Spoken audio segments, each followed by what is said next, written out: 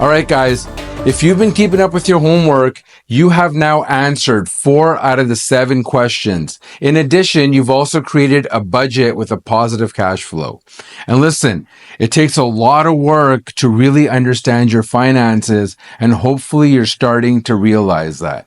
But all this hard work will pay off because you will then know how much income you need during your retirement to sustain the lifestyle that you desire.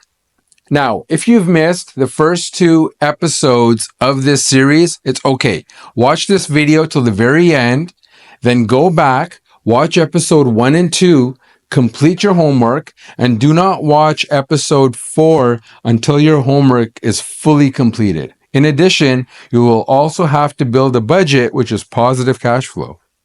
My name is Manu, and welcome to another episode of Sweet Money. As a refresher, here are the 7 questions you will have to answer in order to get that magic number that you seek. Income required to support your retirement lifestyle based on today's price index. The hardest question to answer is how many years will you live after retirement? Compounded inflation during retirement. What is the compounded inflation from now until retirement? Compound your current investment portfolio till your date of retirement. Any drop or increase in income by decade during retirement. The difference between your current portfolio versus your desired income equals how much you need to invest in order to cover the difference. Now, let me pause this for a second so you can absorb this number 7, which is very important. Question number 5, compound your current investment portfolio till the day that you retire. If you've watched my previous videos, I've always said the TSX, S&P 500, NASDAQ have averaged 10% returns over the past 40 years. Now, depending on where you are in your life, if you're a young adult with, say, 20 years before you retire, then you can use something more aggressive, 10, 11, 12%. However, if you are nearing retirement, 5 years or less, then you want to switch your portfolio into a more conservative portfolio. However, the returns have to be greater than inflation, otherwise you're losing money. Always speak to your financial planner to ensure you are investing in stocks and mutual funds that are suitable for where you are in life. The country in which you reside will also play a major factor of how much you will earn on your investment portfolio. Quick example. In the US, the bonds as of today are yielding roughly 4.5%. If you invested in global equities, which are a lot more riskier and more aggressive, over the past 52 weeks, you have earned an average return of 15 to 16%. Put some thought into it, speak with your financial planner, and evaluate where you are in life. Now, you might be one of those individuals who likes to invest in investment properties as opposed to mutual funds and stocks, and that's totally cool. So what you have to do in this case is take the fair market value of your investment properties, excluding your primary residence. Look at the economic conditions of where you live. What's the population growth? How stable is your government? What's inflation like? What's the job market like? Once you put all these factors in, come up with a growth rate on your property that is conservative. If your growth rate is less than the inflation of where you are, then it might be time for you to perhaps pivot and change your strategy. For example, in Canada, the past 2 years, investing in property has been a suicide mission. The growth rate has been almost non-existent, and on top of that, people are struggling to sell their homes, and those who want to buy can't even afford these deflated prices. So it's a lose-lose for everyone involved. But bottom line, be conservative in your projections. I know I sound like a broken record, but trust me on this one. Question number 6, any increase or decrease by decade during your retirement? Let's call a spade a spade. During every decade of our existence, our spending habits and priorities change.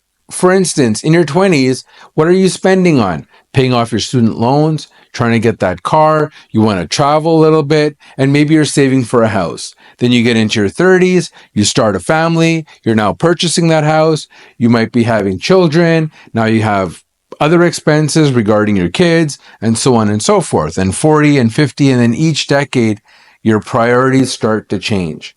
And after retirement, it's no different.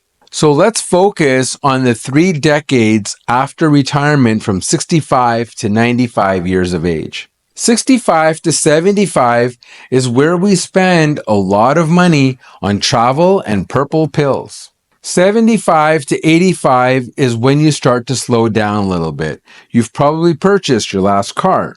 Your mortgage should be paid off by then. If at the age of 75 you still have a mortgage, it might be time for you to sell that house, take your equity, rent, and live off of the returns from that equity. Now, this requires a bit of strategy. There's also some estate planning in this. If you have children, speak to your accountant. If your accountant gives you a blank stare, reach out to me. And from 75 to 85, you see other drastic changes in your lifestyle. Your bungee jumping days might be over. You hosting parties for 25 people might be over. And these are savings in your lifestyle, which means you need less money now than you did between 65 to 75. The last decade, being 85 to 95 years old, you will see other major drastic changes in your lifestyle, which will impact how much income you will require during that decade. For starters, I truly believe after that age, in Canada, your car driving days should be done. True story, not a word of lie. I'm not creative enough to make this up. I saw a senior in the middle lane of a highway with his nose resting on the steering wheel, driving at 85 kilometers an hour. Truck drivers were honking at him, and homeboy is completely lost in his own world, clueless as to what's happening around him. At some point between 85 and 95, you will end up in an old age home. Your expenses at this point are pretty much fixed. The old age home has a fixed price which covers your food and your bed. Now, the only variable is the medication that you're on and the medical assistance that you require. But you better save money for those days. You do not want to be in a government facility. And quite frankly, the way things are going in Canada, we might not even have government-assisted nursing homes. Those old age homes might just disappear. And quite frankly, you don't want to be in a private D or C grade nursing home either. So if you can save for that, please do. So as you can see, you've got to put some thought into this. Please figure out what kind of lifestyle you want during each decade after you retire. Question number 7, the difference between your current portfolio in X years versus the income that you will require. And this is the magical question you must answer in order to derive what kind of income you need at the time of retirement. In order to answer this question, you will have to perform multiple calculations. But don't worry, I'm here to guide you. The crux of this question is to determine how much of a shortfall do you have in your current investment portfolio versus the lifestyle or the expenses that you will have during retirement. And your current portfolio compounded at the growth rate is the shortfall. And that shortfall has to be covered between now and the day that you retire. The moment of truth is once we perform these calculations, which will be done in the next video, you will come to 3 realizations. Realization number 1, you are ahead of the game. You have been such an avid saver that if you coast through up until retirement, you'll cross that finish line. Scenario number 2, if you continue saving at the rate at which you're saving, you will then cross that finish line. And the last scenario is you're so far behind hitting that target of how much income you need during retirement that you have to do one of three things. Number one, you have to cut back on that lifestyle that you want during retirement. Or B, you have to cut back on your expenses that you incur today. Or C, you go into beast mode and figure out ways of earning passive income. Watch the first 3 episodes of this series, do your homework, self-reflect, and your reality will unravel in the next episode. And remember, it all starts with a simple conversation.